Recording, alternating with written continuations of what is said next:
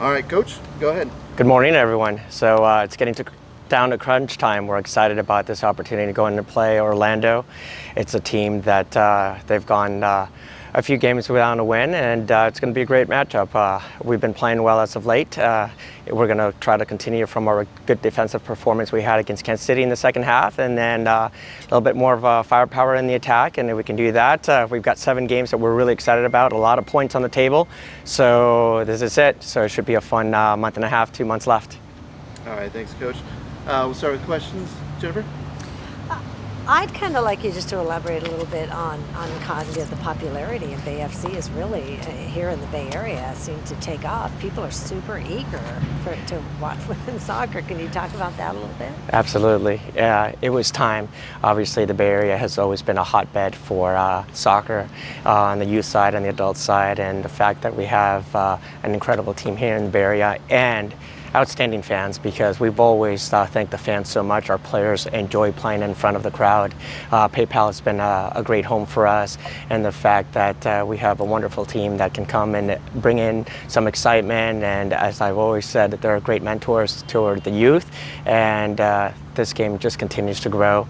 Our football here on the women's side is, I think, changing the world, and I also think it's the best league in the world as well. So, very competitive one, and the fans are going to be in for a treat for these next 7 games because we're going after it.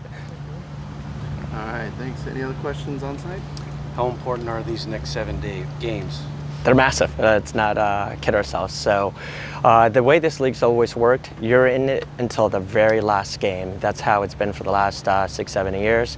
And I think last year and the year before, it was about 5 or 6 teams that made playoffs on that very last game. So all we can do is 1 game at a time, concentrate on getting the 3 points, and see how it all turns out. But it's going to be a fun month for everyone. Your next game's versus Orlando. What kind of challenges do you face with them? So actually there's several. Playing in Orlando can be always difficult. The heat and the humidity does play a factor in the game. It's a 1 o'clock game, so that's going to make it very challenging.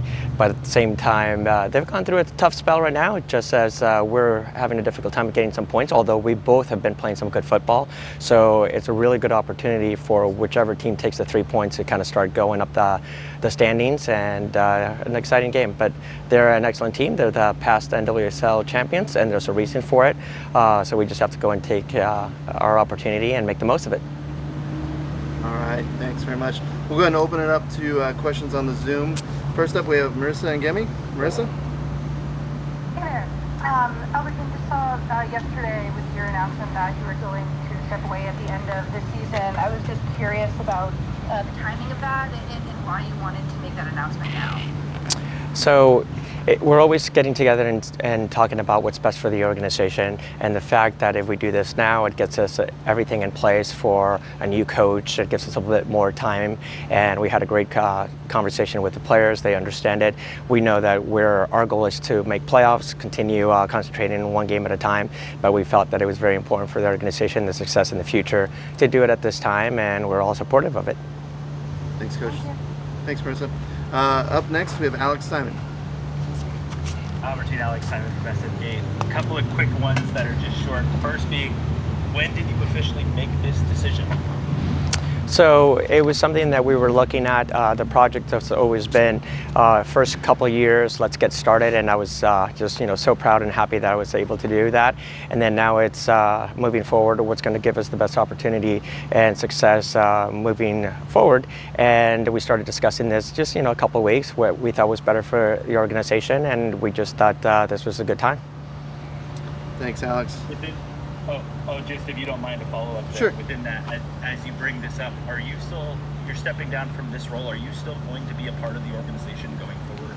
So, absolutely, that's the plan right now, to be a part of it. That's something that I've always enjoyed being and what I've had a lot of experience with is the youth. We're looking to make some big announcements in the future and developing players in this area. So that's the conversations we've had, but we'll decide that at the end of the season, because right now my goal is let's get into the playoffs, let's enjoy the rest of the season, and then from there on I'll have to kind of sit down with the organization and see what's best for all of us. Thanks, Alex. Up next, Christian Babcock. Thanks, Jeff. Hi, Albertine. I want to follow up kind of on what Alex said about, did you sort of, go into this knowing, I know the phrase startup has been thrown around. I mean, did you anticipate, being in it for the long haul or just a few years? How did that play out? No, so from the very beginning, it was all for me to step in and help however I could, and we thought this was the right timing when I first started last year, or almost 2 years ago now. Just knowing the local market, getting us up and running, and the fact that we made playoffs, obviously it was a huge achievement. But the plan was always coming in for the first couple of years, get it up and running, get us in a good place, and then move forward and concentrate on the youth development that is going to be so important in this league and the success of the organization. Yeah, and it sounds like, your new role, whatever it is not, defined, but, with this collective thing that's going on, how do you see that fitting into BFC, and how do you see yourself sort of fitting into that, global vision that the club seems to want to have? Well, so that will continue to be discussed, but it's very exciting what we're creating, because it's not just what we're doing with the first team, it's what we're doing with Bay FC and holistic approach of developing the youth, developing local talent. As we know, the Bay Area is loaded with incredible players and a lot of good talent, so it's making sure that we cultivate that the best we can, identify players, and develop so they can go onto the first team. So that's going to be really one of our, what we call phase 2 priorities, and that's what I'm excited to work with.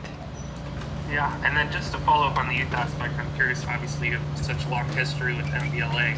Is there going to be some sort of relationship between Bay FC and MPLA? How do you, it sounds like you're going to be on the Bay FC side. How do you see those things, and maybe just, dealing with ECNL and all that stuff tying together? So primarily right now it's going to be of identification of talent and development. So it's not with any club or anything like that. There's a lot of work that needs to be done, and we still need to sit down and discuss how that's all going to play out. But I keep going back. The priority as the first team coach right now is these next 7 games. We're going to go out there. We've got. I made a big promise, which I know it's going to become challenging. But last year I said we were going to get a home playoff spot. So that's still there. I mean, it seems like it's a reach, but why not? So that's where the concentration is. And then the youth part, that will come a little bit later. All right. Thanks so much. Thanks, Christian. Thank you, Christian. And we have time for one more question before we have to get to the players. So Dino? Oh, Dino, I'm sorry. Can't hear you.